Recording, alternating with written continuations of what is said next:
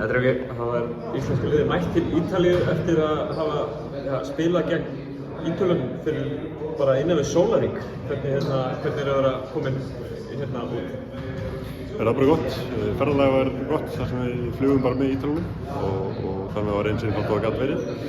Og við erum bara hressir og erum búin að skoða þess leikinn og búin að fylgjast með þess með og ræddum um það núna á æfingu. Þannig að við vitum aðeins hvað við erum að gera í næsta leik og reyna að finna veikleikana í vörninni þeirra. Rosalega rútilega lið þetta ítalska lið sem mættu í gær þeir tóku allt sem þið gáðu þeim einhvern veginn, þeir náðu að skora alltaf fyrir að þeir mistu boltann og eitthvað svona, er það rétt með því hjá mér? Það er erfitt að spila mótið, eða ekki? Jú, þetta er náttúrulega hörkugott lið og það er erfitt að spila mótið góðum liðum og þeir eru snöggir að ráðast á það sem við klikkum í og þeir náðu svona, ég segi, einum og léttilega að sigra okkur í sókn sem og verð. Þannig að við bara þurfum að læra það vel og hratt og höfum ekki mjög tíma.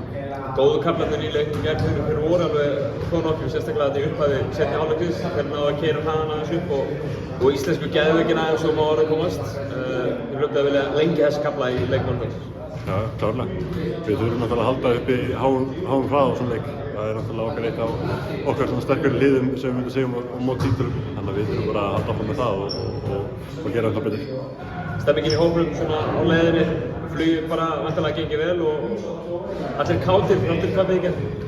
Já, við vitum allir að þetta er körfubolti og það þeir ekki að hengja sér lengi á einum ósigri. Þannig að við tökum bara hörkuna í næsta leik. Kæra þakkir Tryggvi, gangi ykkur vel. Takk.